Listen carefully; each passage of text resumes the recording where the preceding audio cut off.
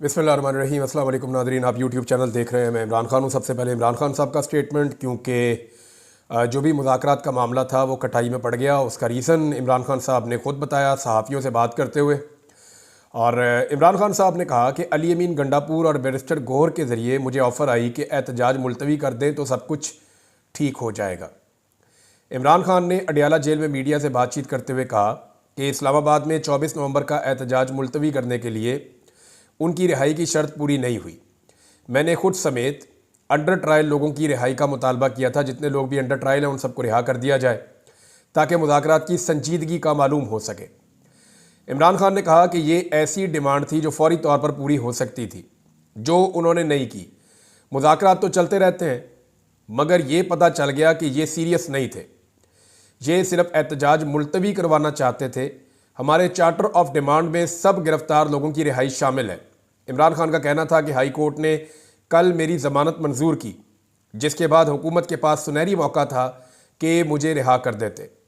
High court ज़मानत मंजूर करती है और यहाँ पहले से तय हो जाता है कि रिहाई नहीं देनी। वाज़े हो गया कि हुकूमत मुझे मसरूफ़ करके मामले को तूल देना चाह रही थी। यानी वो जो हम पहले बात कर रहे थे कि इमरान खान साहब को धोखा दिया जा सकता है मुज़ाकरात के नाम पर कि टाइम गेन किया जाए, और यही काम गुज़िश्ता 2.5 साल से हम देख रहे हैं पाकिस्तान में किया जा रहा है। लगभग 2.25 साल होने वाले हैं। एक ही काम पाकिस्तान में किया गया है कि मामले को तूल दिया जाए, टाइम गेन किया जाए। ऐसा लगता है निज़ाम ये सोच रहा है कि थोड़े दिन बाद हालात ठीक हो जाएंगे, थोड़े दिन बाद हालात ठीक हो जाएंगे। बस ठीक होने ही वाले हैं, अभी बस चीज़ें ठीक हो जाएंगी। तो वो थोड़े थोड़े दिन करके 2.25 साल होने वाले, हालात तो ठीक नहीं हुए। बहरहाल इमरान खान ने कहा कि ये भी वाज़े हो गया कि असल ताकत जिसके पास है उसी ने ये सब कुछ किया, और सब कुछ ये बताने के लिए किया कि वो जो चाहे करें, वो कानून से बालातर है। इमरान खान ने कहा कि 26वीं आईनी तरमीम मुकम्मल नाफिज हो गई तो कहीं से भी रिलीफ नहीं मिलेगा। हमारे पास जिंदा कौम की तरह एहतजाज के अलावा कोई और रास्ता नहीं है। 24 नवंबर को बैरून मुल्क पाकिस्तानियों का रिकॉर्ड एहतजाज होगा, क्योंकि वो आज़ाद मुल्कों में रहते हैं। हमें हुकूमत की नीयत का पता चल चुका है। एहतजाज भी होगा, मुज़ाकरात भी चलते रहेंगे। मुज़ाकरात होंगे तो बात आगे चलेगी। मुज़ाकरात जिनसे हो रहे हैं नाम नहीं बता सकता, लेकिन जो मुज़ाकरात हो रहे हैं इनमें संजीदगी नहीं है। इमरान खान ने मजीद कहा कि मैं जेल में हूं और मुझ पर केसेस बनाए जा रहे हैं। उसी को बनाना रिपब्लिक कहते हैं। वकला, जजेस, मजदूरों, सिविल सोसाइटी सबको पैगाम दे रहा हूं कि 24 नवंबर को एहतजाज के लिए निकले। इमरान खान साहब ने जोर दिया कि 24 नवंबर का एहतजाज 100% कामयाब होगा। अब वादे हो चुका है कि मुझे 24 नवंबर से पहले रिहा नहीं करेंगे। हम इनकी क्या बात माने? अगर वो बातचीत में संजीदा हैं तो हमारे लोगों को रिहा किया जाए। जेल में रहते हुए मुझ पर 60 केसेस हो चुके हैं। सारे मरकजी केसेस में मेरी जमानत हो चुकी है, मगर इसके बावजूद रिहा नहीं किया जा रहा। इमरान खान साहब ने सारा बताया जी कि अली अमीन गंडापुर और बैरिस्टर गौहर आए थे। वैसे ये दोनों लोग जो हैं वो कंटिन्यूसली एस्टेब्लिशमेंट के साथ राब्ते में है। ये बात मैं आपको पूरी यकीन के साथ कह सकता हूँ। वो इसलिए कि अली अमीन गंडापुर एक सूबे के वज़ीर आला हैं, तो वज़ीर आला का गुजारा ही नहीं होता जब तक कि वो काम कर ही नहीं सकता। हमारा सिस्टम इस तरह से बना हुआ है, एस्टेब्लिशमेंट की इतनी गहरी जड़ें पूरे सिस्टम के अंदर कि कोई वज़ीर आला तो क्या, कोई SHO भी या कोई एक SP या DSP भी जो है वो एस्टेब्लिशमेंट के साथ जुड़े बगैर काम नहीं कर सकता। एस्टेब्लिशमेंट की जड़ें बहुत गहरी हैं निज़ाम के अंदर, तो वज़ीर आला तो ऐसा सोच भी नहीं सकता। अब अलीमा खान साहिबा ने भी इसकी तस्दीक की। उन्होंने कहा जी इमरान खान साहब को मुज़ाकरात की पेश की गई, 10 दिन के लिए टाइम मांगा गया था। जो मुज़ाकरात करने वाले दूसरे लोग हैं जिन्होंने अली अमीन गंडापुर से रब्ता करके मुज़ाकरात किए या बैरिस्टर गौहर को इन्फॉर्मेशन है, उन्होंने कहा जी कि 10 दिन दे दिए जाएँ, 10 दिन के लिए एहतजाज आप मौखर कर लें और मुज़ाकरात जो है वो फिर आगे बढ़ते जाएंगे। अब इसमें जो डायरेक्टली उनका स्टेटमेंट है वो ये है कि इमरान खान ने कहा कल मुझे उन्होंने ऑफर किया आप 10 दिन के लिए एहतजाज मुलतवी कर दें, हम बातचीत करने के लिए तैयार हैं। मैंने कहा ठीक है, पहले बेगुनाह लोगों को रिहा करो। बजाय रिहाई के मुझ पर एक नया केस बना दिया गया। इससे वादे हुआ कि ताकतवर लोग जिस वक्त चाहें आपको कैद में रख लें और जब चाहें आपको रिहा कर दें। लिहाजा उन्होंने बड़ा क्लियरली ये कह दिया इमरान खान साहब ने कि ये इसके पीछे एस्टेब्लिशमेंट है मेरी गिरफ्तारी के पीछे, और ये सारे मिले हुए हैं और ये सिर्फ टाइम गेन करना चाह रहे थे, जो इमरान खान साहब ने फ़िलहाल देने से इनकार कर दिया है। और उन्होंने कहा जी कि हम एहतजाज करेंगे, एहतजाज नहीं रुकेगा। मोहसिन नकवी को बुला लिया जी, इस्लामाबाद हाई कोर्ट ने इसका नोटिस ले लिया। इस्लामाबाद हाई कोर्ट के अंदर वो एक केस चला गया था, वहाँ पे चीफ जस्टिस के पास ये केस लगना ही वहाँ था। इस्लामाबाद में जब भी कोई हुकूमत से मुताल्लिक या इस्टेब्लिशमेंट से मुताल्लिक कोई भी चीज़ आती है, वो 90% जो है वो जाकर सीधा chief justice Islamabad high court के पास ही लगती है। वो इख्तियार भी उनके पास ही है। तो वो केस उनके पास जाके लग गया और उन्होंने वहाँ पे तलब कर लिया वज़ीर दाखिला को, और वज़ीर दाखिला का शुक्रिया भी अदा किया कि आप आए। तो वज़ीर दाखिला ने वहाँ पे बातचीत की। बहरहाल अब ये केस चल रहा है कि इस एहतजाज को कैसे टैकल करना है। अब अदालत के ज़रिए से कोई हुक्म लेने की कोशिश की जाएगी। बहरहाल मोहसिन नकवी ने बाहर निकल के बातचीत की है और मोहसिन नकवी ने कहा कि जी PTI के साथ कोई मुज़ाकरात नहीं हो रहे क्योंकि धमकियों के साथ बातचीत नहीं हो सकती है। चीफ जस्टिस का जो भी ऑर्डर होगा उसके ऊपर हम अमल दरामद करेंगे। मुझे लगता है चीफ जस्टिस से सख्त ऑर्डर लेगी ये हुकूमत और उस ऑर्डर को बुनियाद बनाकर लोगों के ऊपर फस्तायत, जुल्म और जबर किया जाएगा। अब चीफ जस्टिस का जो सख्त ऑर्डर है वो किस नौयत का होगा ये हम देख लेंगे आने वाले वक्त में। अच्छा, उन्होंने कहा जी कि सवाल ये पैदा होता है कि सिर्फ ख़ास दिनों में PTI क्यों एहतजाज कर रही है। अब ऐसे वक्त में एहतजाज की कॉल दी है जब बेलारूस के सदर पाकिस्तान, ओ यार कुछ ना कुछ तो पाकिस्तान जो हो ही रहा होता है ना। थोड़े दिन पहले एहतजाज कर रहे थे तो आपने कहा था जी वो जो है वो मलेशिया के वज़ीर आज़म आ गए, हालांकि वो उस दिन जा रहे थे जिस दिन उन्होंने एहतजाज की कॉल दी थी।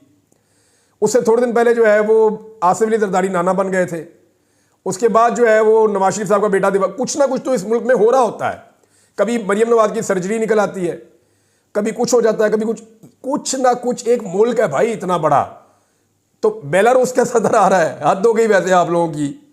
मैं हैरान होता हूं कि बेलारूस का सदर आएगा, आगे पाकिस्तान का सारा कर्जा उतार के वापस चला जाएगा, ये होगा।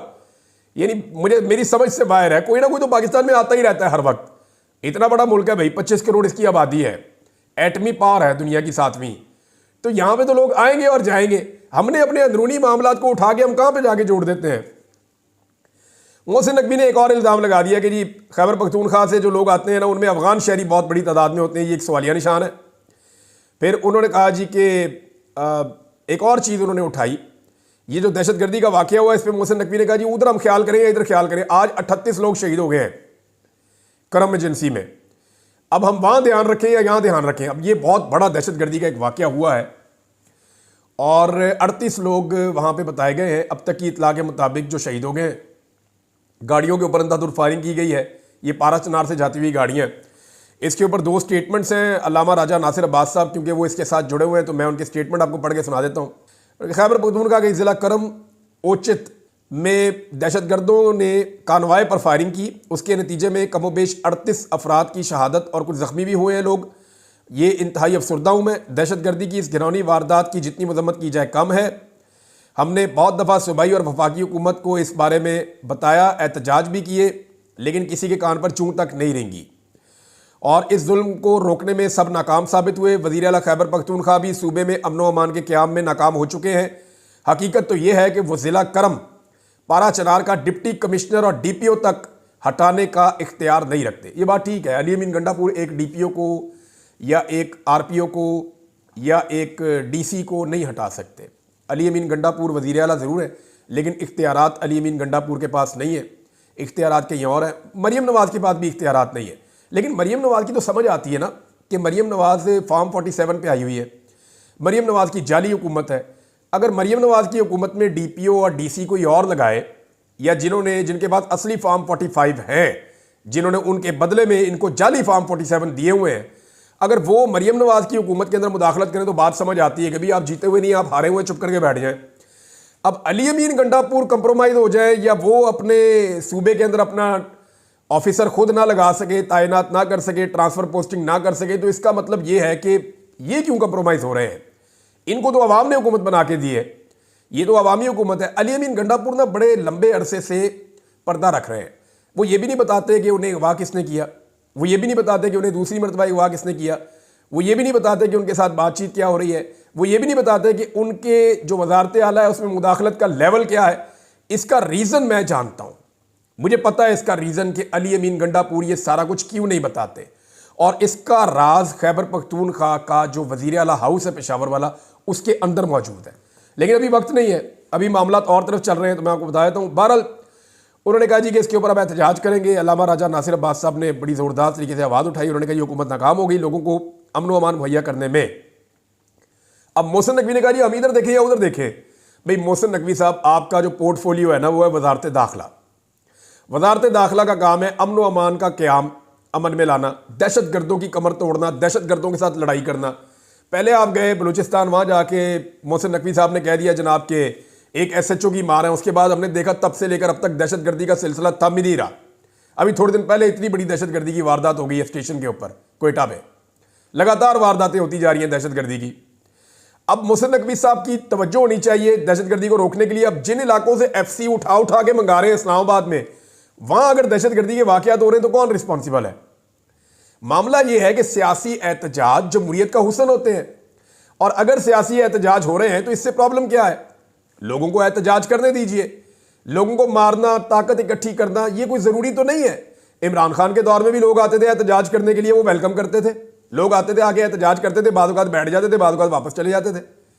तो लॉन्ग मार्च तो 3 दफ़ा है इमरान खान के दौर में। उन्होंने तो एक दफ़ा भी कंटेनर नहीं लगाए, उन्होंने एक दफ़ा भी लोगों को नहीं मारा, बल्कि उन्होंने कहा जी आने दो इनको। लोग आए, लोग आकर बैठे, बैठ के तंग आके वापस चले गए। तो इमरान खान का अपना स्टाइल था। उन्होंने कहा जी जो दहशतगर्द हैं, जो बाकी मामला हैं, वो रियासत का काम है, ये जो पॉलिटिकल मामला हैं ये पॉलिटिक्स है।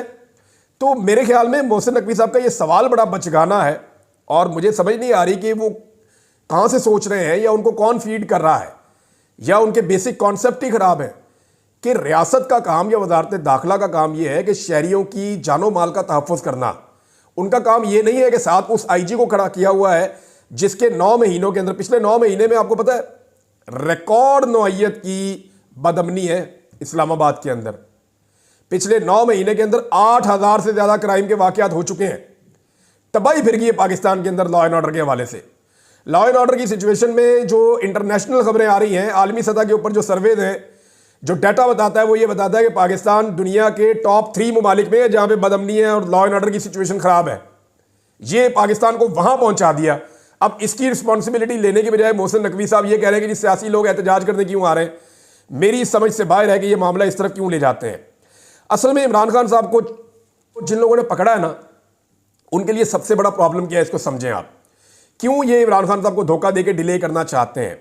अगर किसी को ये लगता है कि ये इमरान खान को छोड़ देंगे तो ये उसकी खामख्याली।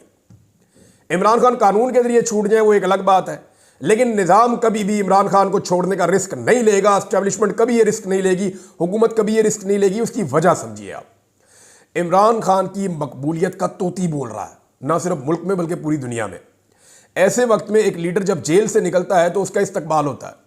इमरान खान का इस्तकबाल इस नौइयत का होगा कि दुनिया ख़ुमैनी का इस्तकबाल भूल जाएगी। दुनिया भूल जाएगी कि बेनज़ीर भुट्टो वापस आई थी तो लोग कैसे निकले थे इस्तकबाल करने के लिए। इमरान खान के इस्तकबाल के बाद पाकिस्तान का सारा पॉलिटिकल सिनेरियो ही चेंज हो जाएगा।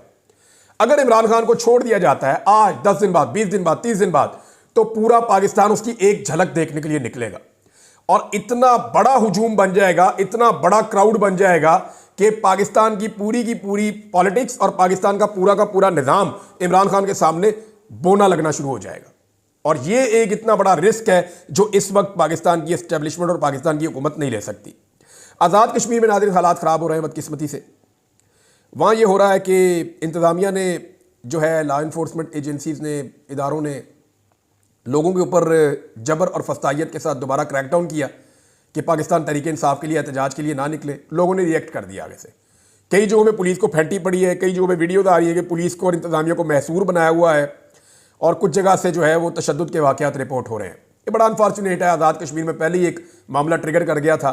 भाई आज़ाद कश्मीर के लोग हैं, वो एहतजाज करने आएंगे तो जब बाहर आएंगे कहीं पे आप निपट लीजिएगा, आप रोक लीजिएगा, आप रोक सकते हैं। तो भाई आप आज़ाद कश्मीर जैसे हसास इलाके में, यानी ये पाकिस्तान के लिए हसास इसलिए है कि हमारा एक आलमी मुकदमा है, तो वहाँ पे तो ना आप इस लड़ाई को शुरू करें।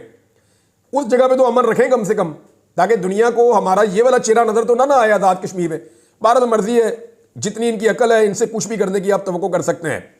अब इमरान खान साहब की मुखालफत में ये वहाँ तक पहुँच गए हैं कि बदतरीन लॉ एंड ऑर्डर पे कोई बात पूछ करने वाला, पूछगछ करने वाला नहीं है।